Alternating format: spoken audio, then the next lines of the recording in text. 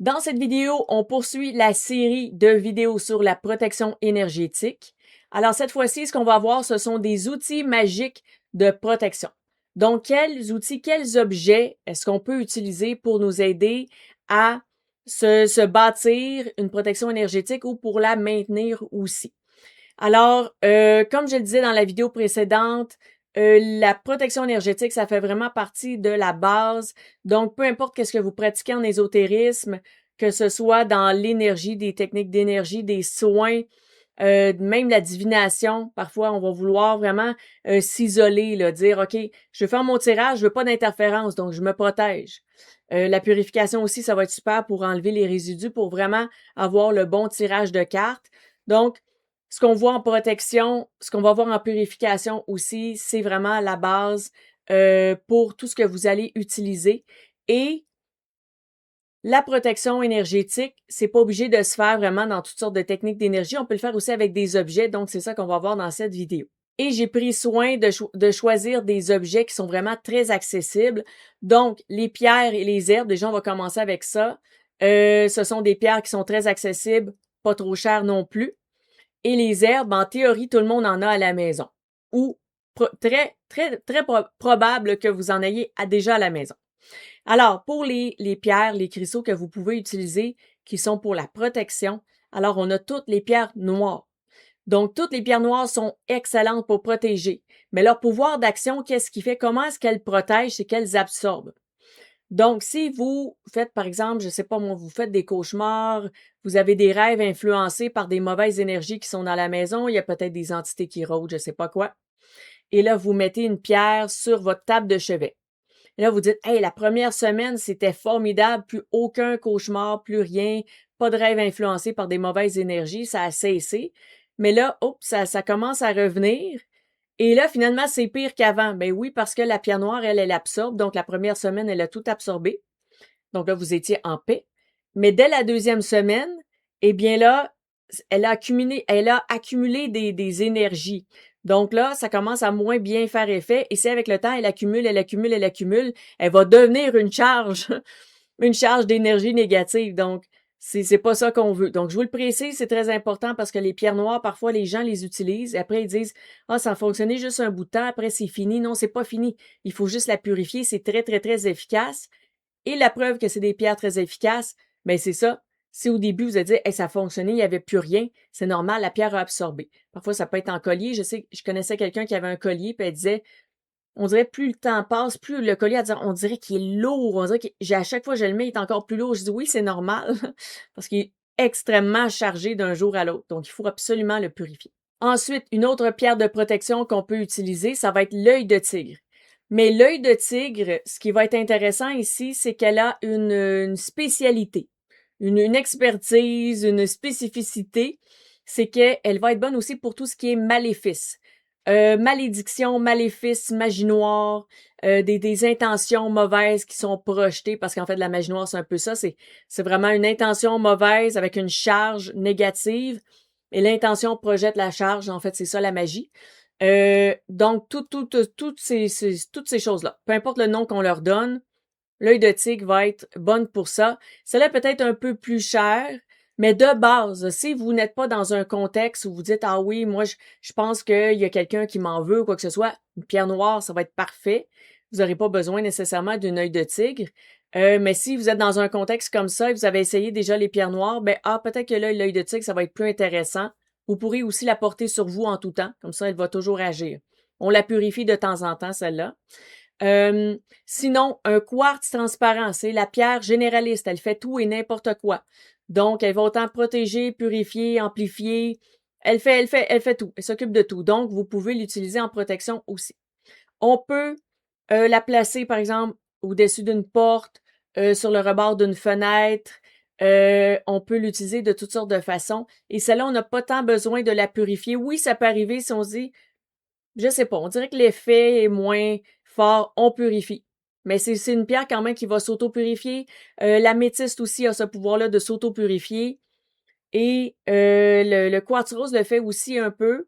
Mais malgré tout, même si ça s'auto-purifie, même nous parfois, si on est vraiment quelqu'un qui est de bonne humeur tout le temps et qu'il y a des mauvaises pensées qui arrivent, un peu, c'est comme si on s'auto-purifie nos pensées, on a vraiment un bon mindset. À un certain point, si c'est vraiment super négatif, là, on va avoir besoin aussi d'une purification. Mais une pierre qui s'auto-purifie, dépendamment du contexte aussi, ça peut lui faire du bien de temps en temps. Donc, à ne pas négliger quand même. Mais pourquoi est-ce qu'on n'aura pas tant besoin de la purifier? C'est parce qu'elle, elle n'absorbe pas, elle repousse. Donc, elle éloigne, elle repousse, elle dissipe les mauvaises énergies. Et donc, elle va pas absorber. Donc, elle n'a pas tant besoin de purification. C'est ça la nuance entre les deux. Donc, vous pouvez voir, vous allez pouvoir travailler de manière différente, justement, avec les différents types de pierres. Et quartz transparent, très accessible, c'est pas cher. Des pierres noires, ça va dépendre de la variété. Il y en a qui vont être plus ou moins chères, mais vous allez avoir accès à quelque chose de très bien avec ça. Alors maintenant, pour les herbes, j'ai choisi spécifiquement des herbes qu'on trouve dans la cuisine. Parce que parfois, il y avait des pierres qui étaient nommées pour certains rituels et tout ça. Et là, je me disais, mais où est-ce que je vais trouver ça? Et là, je me disais, OK, peut-être en boutique ésotérique parce que justement, c'est pour faire de la magie. Parfois, eux vont tenir des stocks de différents types d'herbes qu'on voit pas tant ailleurs, justement parce que les gens qui pratiquent la magie en ont besoin. Et donc, j'avais été dans une boutique ésotérique. À ce moment-là, souvent, ça va être peut-être un peu plus cher. Ou sinon, il va falloir trouver un herboriste. Et un herboriste, ça court pas les rues, là. Il y en a pas tant que ça. Donc, par exemple, moi, il faudrait que je fasse un déplacement d'au moins, je sais pas, 45 minutes, 1 heure pour aller quelque part où est-ce que, si j'arrive là en voiture, j'aurai de la difficulté à me stationner. Ça va être toute une histoire. Donc, ça me tente pas tant d'aller chez l'herboriste. Il y en a un autre qui est encore plus loin ailleurs, mais bon. Des herbes, on en a déjà dans la cuisine. C'est merveilleux. Et en plus, ben, on va pouvoir faire des rituels aussi en cuisine. Donc, avec la magie de la cuisine, ou sinon, vous les utilisez dans vos rituels comme vous faites normalement, soit la fumigation, ou vous les mettez dans des petites fioles de magie, des pochettes, des sachets, il y a toutes sortes de manières d'utiliser les herbes en magie. Et donc, je vous en nomme quelques-unes. Donc, le romarin va être excellent pour protéger la demeure. Donc, c'est vraiment une herbe pour la protection du foyer. Et ce qui va être super avec cette herbe-là aussi, c'est qu'elle permet d'obtenir une meilleure clarté d'esprit. Elle garde l'esprit clair et aussi vigilant. Et ça, c'est ce qu'on veut en protection. Donc, si notre maison, elle est protégée, mais qu'on n'a pas une certaine vigilance, bon, on ne saura pas s'il y a une menace qui rôde. Donc, si notre maison, elle est protégée, mais qu'en plus, on a des alertes, des avertissements, eh bien, ça, c'est super parce que là, on va se dire, OK, peut-être que je dois renforcer ma protection, peut-être que je dois faire un autre type de protection aussi pour l'extérieur de la demeure ou quoi que ce soit. Donc, pour le romarin, c'est super pour ça. Ensuite, une autre herbe, on a le laurier. Alors, la feuille de laurier, peut-être qu'il y en a qui en conservent dans la cuisine. Ça va être un petit peu plus comme étant un bouclier protecteur, mais un peu plus comme vraiment un bouclier. Donc, soit on le porte sur soi et ça va devenir notre bouclier. Sinon, on peut le mettre dans la maison à des endroits spécifiques. Donc, ça va être un petit peu moins comme le romarin qui va vraiment être pour toute la demeure. Là, on va se retrouver avec un bouclier. Donc, moi, je veux protéger ma chambre. Bon, mais je mets du laurier dans ma chambre. Je le mets au-dessus de la porte. Je vais trouver des endroits particuliers. On peut le mettre aussi dans la voiture, au boulot, au travail, peut-être dans notre tiroir. C'est caché, c'est là et ça protège notre environnement des énergies négatives, des choses comme ça. Donc, c'est vraiment plus utilisé comme une sorte de bouclier. Ensuite, 2 herbes aussi que vous avez probablement, le basilic et le thym. Donc, bien sûr, les 2 herbes ont des trucs spécifiques chacune de leur côté, mais pour ce qui va ensemble, ce sont 2 herbes qui repoussent le négatif. Donc ça va être une protection qui repousse. Et elles vont permettre aussi toutes les deux de renforcer notre courage, notre confiance. Donc si on se dit, ben là, moi, je fais face à quelque chose qui est quand même assez agressant, donc je veux autant le repousser qu'être capable de faire face à, ben ça va être plus le basilic et le thym que vous allez pouvoir utiliser à ce moment-là. On passe maintenant aux bougies. Alors les bougies, c'est une magie que je trouve super accessible.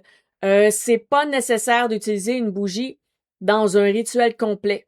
La magie des bougies, ça existe aussi, et c'est le fait de prendre tout simplement une bougie, et là, on inscrit des symboles dessus, on la consacre, on fait un procédé, et ça devient notre rituel, juste la bougie. Donc pour moi, c'est important de vous en parler aussi. Sinon, vous pouvez l'inclure dans un rituel ou sinon juste une méditation, une visualisation et vous faites brûler la bougie de la couleur dont vous avez besoin. ça va venir ajouter à votre méditation, vos intentions, quoi que ce soit que vous faites. Alors, la bougie la plus accessible possible, c'est la bougie blanche. Alors, la bougie blanche, qu'est-ce qu'elle fait? Ça va être une protection lumineuse. Donc, c'est une protection qui repousse. Elle repousse les menaces. Donc, ça, c'est suffisant pour une panoplie de cas. Si vous avez un cas très lourd et très spécifique, peut-être que c'est une bougie noire que vous allez vouloir utiliser.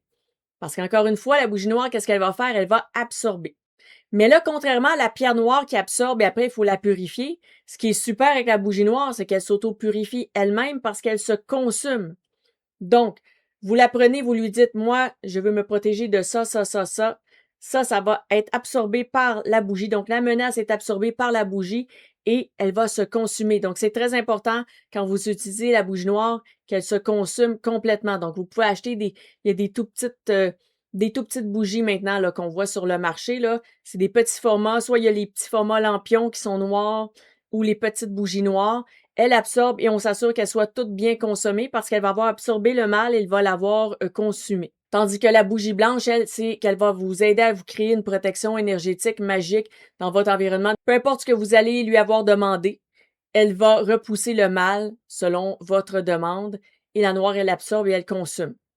La couleur de la protection en tant que telle, c'est la couleur bleue. Donc, la couleur bleue, c'est une couleur qui apporte la paix, qui va pacifier aussi les gens, les contextes. Donc, tout ce qui est conflit, querelle, engueulade, débat. Un débat, il peut y avoir des débats qui sont tout à fait sains, mais quelque chose de malsain. Là. Une engueulade, quelque chose, ça va pas, il y a un conflit. Eh bien, la bougie ou la couleur bleue, c'est là pour pacifier. Ça apporte aussi, il y a une touche de vérité là-dedans, là, la vérité, l'authenticité. Donc, dans le conflit, la vérité va ressortir. Et puis là, ben, on n'aura pas le choix de faire face à ce qui est là. La vérité, c'est ce qui est là. Donc, ça va apaiser ou terminer le conflit parce que la solution apparaît. Dans le fond, c'est un peu ça l'idée. La solution va apparaître et le conflit, il n'y en aura plus à ce moment-là. Donc, elle stabilise ce qui est déséquilibré et elle va donc apporter la protection. Donc, elle protège énormément la couleur bleue. Donc, vous pouvez vous en servir aussi dans vos rituels en tout genre d'une bougie bleue. Alors maintenant, d'autres outils qu'on peut utiliser encore pour la protection. Donc, on a le sel. Le sel, on l'utilise autant en protection qu'en purification. Donc, en protection, c'est que, par exemple, ça, je pense que peut-être tout le monde connaît ça, mais je vais le nommer quand même. Donc, on met du sel dans les 4 coins d'une pièce. Ça crée une barrière de protection. Donc, ça, c'est super efficace. Ça va repousser la menace. Donc, ça repousse, ça bloque, ça neutralise le négatif. Si à un certain point, les énergies sont vraiment trop fortes, il y a beaucoup trop de négatifs, la barrière se fait vraiment très, très, très attaquer. À ce moment-là, qu'est-ce qui va arriver? C'est que le sel va se mettre à purifier. Donc là, il va se mettre à absorber le négatif. Et là, à un certain point, on va dire, ah, ma barrière, on dirait qu'elle fonctionne plus. En fait, elle a super bien fonctionné. C'est qu'elle a bloqué et quand elle n'arrivait plus à bloquer, elle a absorbé, puis à un certain point, ben, le sel va absorber ce qu'il va avoir absorbé.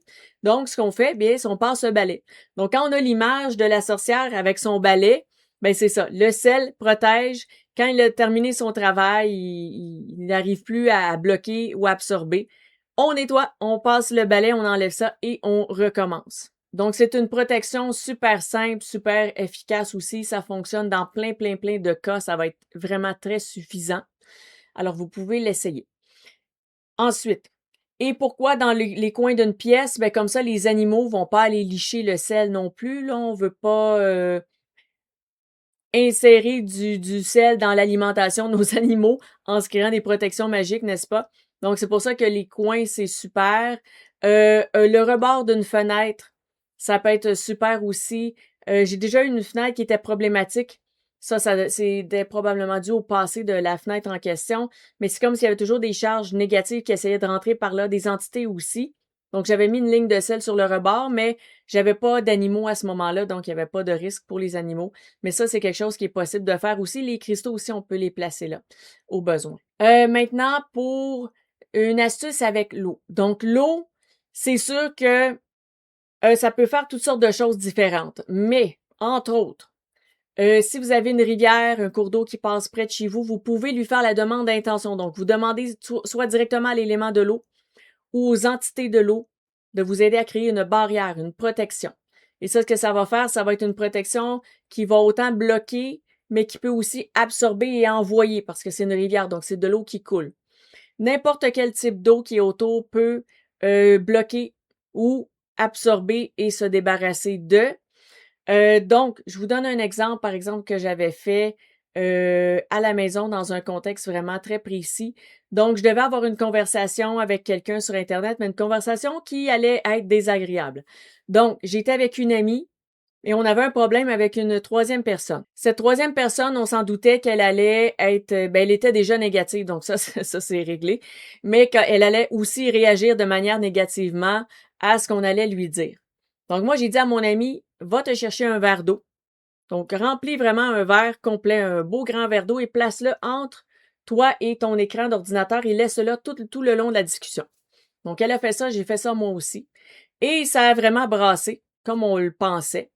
Et c'était par écrit. On était sur l'ordinateur, mais quand même, un échange, c'est un échange, que ce soit en personne, que ce soit numérique, ça revient au même. Et donc, après la fin de la discussion, bien sûr, elle n'était plus amie avec elle. C'était pas mal terminé. Nous n'avons plus adressé la parole à cette personne-là par la suite. Mais là, moi, ce que j'ai fait, j'ai questionné mon amie. J'ai dit, comment est-ce que tu te sens? Est-ce que, tu t'es senti agressé, tout ça? Mais elle dit, ben non, pas de temps.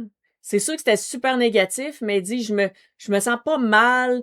Je me suis pas sentie autant agressée que comme on se sentait avant avec cette personne-là, justement. Et elle dit, c'est drôle, je me sens quand même bien. Même si c'était super négatif, elle dit, je me sens comme prête à passer à autre chose. J'ai pas été atteinte, il n'y a pas quelque chose qui m'est resté. J'ai dit, ben c'est normal, c'est le verre d'eau qui a absorbé ça.